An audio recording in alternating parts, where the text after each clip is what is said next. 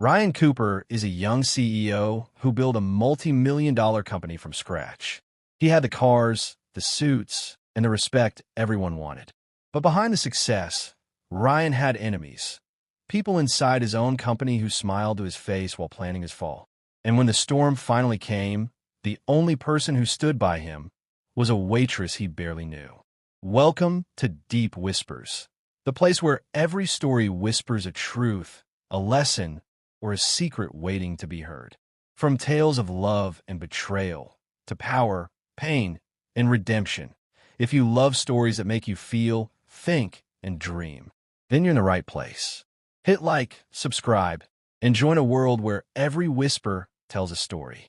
Ryan had been working for days without rest. One late night, he stopped by a small diner on the edge of town. That's where he met Ella, a kind young waitress who worked double shifts to pay her mother's hospital bills. She noticed the tired look in his eyes as he sat alone in the corner.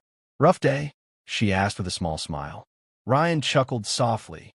"You have no idea." Ella didn't know he was a CEO, just another customer who needed a warm meal and a kind word. And for the first time in a long time, Ryan talked, not about business, but about life. When he left, he said quietly, "Thanks for listening. I didn't realize I needed that." A week later, everything changed. Ryan's company made headlines, Cooper Holdings under investigation for fraud. Overnight, his trusted team turned their backs on him. Two of his senior managers, Paul and Diana, had secretly been stealing from the company and forged documents under Ryan's name. They leaked fake reports to the press, blaming Ryan for everything. The board suspended him, investors pulled out, and his name was dragged through the mud. Ryan's phone stopped ringing. People he'd helped for years suddenly avoided him. The only message he got was from Ella, the waitress. She simply wrote, "If you need someone to talk to, I'm here." Ryan didn't know why, but he drove back to that same diner. He sat at the counter, exhausted, while Ella refilled his coffee. "What happened?" she asked softly. Ryan hesitated, then told her everything: the betrayal, the lies, the humiliation. Ella listened without judgment. Then she said something that stuck with him. "The truth has a way of coming out. You just have to keep standing." Those words gave Ryan strength. For the first time, someone saw him not as a CEO, but as a person trying to survive. Days later, Ryan decided to clear his name. He went through months of company files, trying to find evidence of what Paul and Diana had done. One evening, he was sitting in the diner with his laptop when Ella brought him food. She noticed something odd in a spreadsheet. "Wait," she said, pointing at the screen. "These numbers repeat every 3 months, like someone was hiding a pattern." Ryan froze. She was right. That pattern led to a hidden account under Diana's name. Ella's sharp eyes had found the one clue he'd missed. With that proof, Ryan went to the authorities.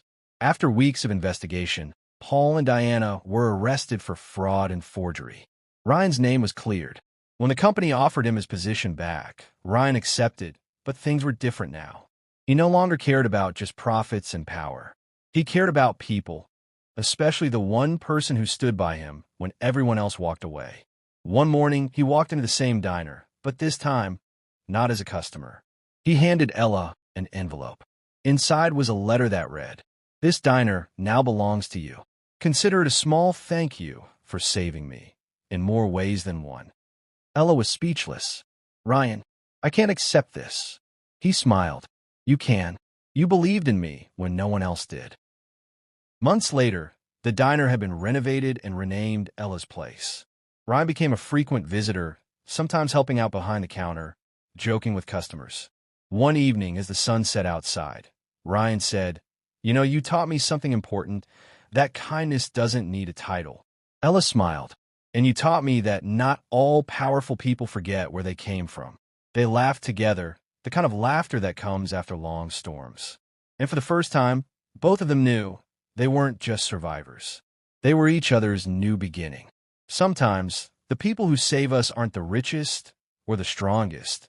They're the ones who simply care enough to stay.